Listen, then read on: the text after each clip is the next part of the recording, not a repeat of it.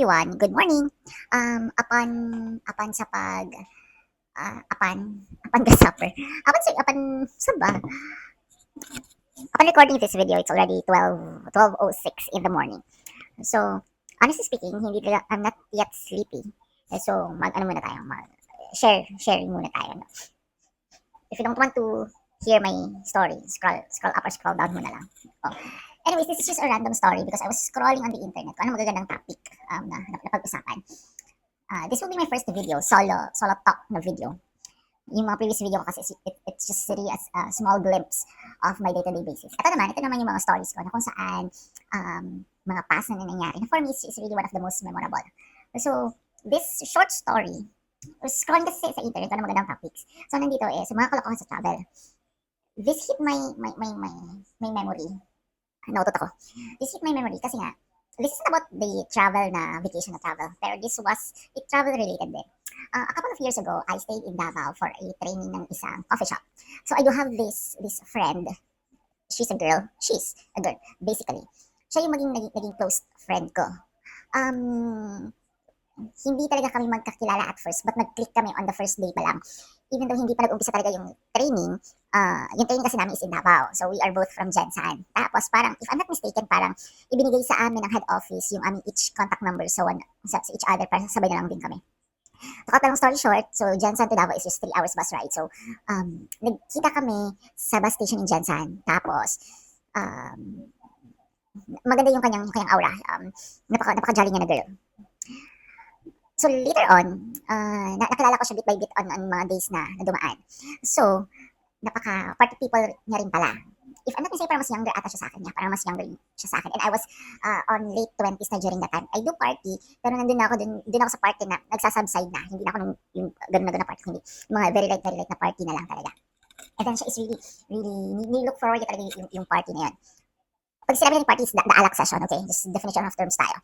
So, the alak sessions. So, right after sa mga trainings namin, so nilook forward namin yung mga alak sessions namin. We visit different bars. Kasi familiar na talaga kami sa mga bars si Jensan kasi almost yung age bracket namin is nandun talaga sa mga 3-5 years ago during that time is nasa mga party era.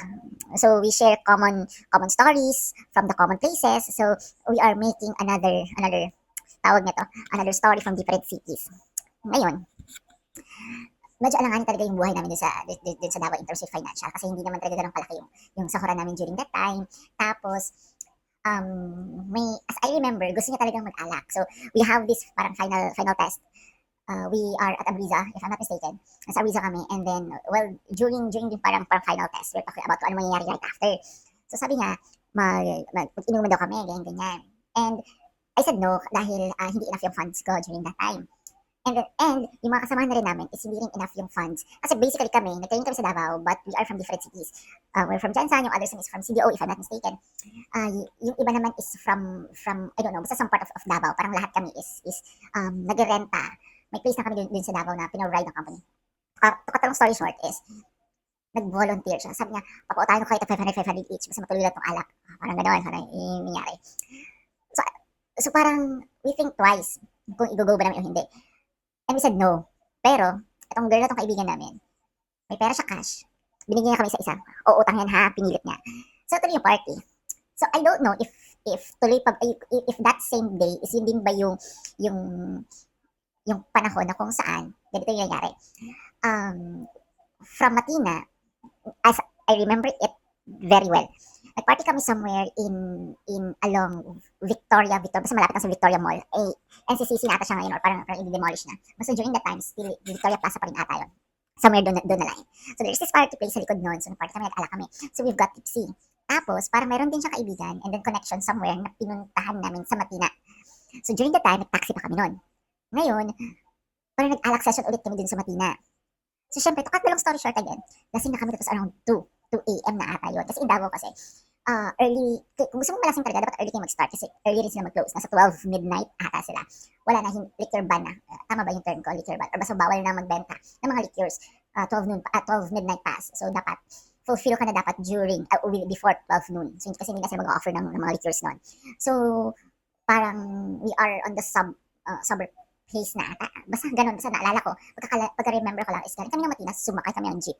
Sumakay kami ng jeep na via Saksa. Kasi from Matina, yung unit namin na sinistayhan is in Lanang.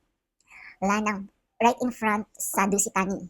Yung may Uratex na billboard. I don't know kung napalitan na ba yung Uratex sa billboard. Basta front kami ng Dusitani na Dusitani Hotel and Resort.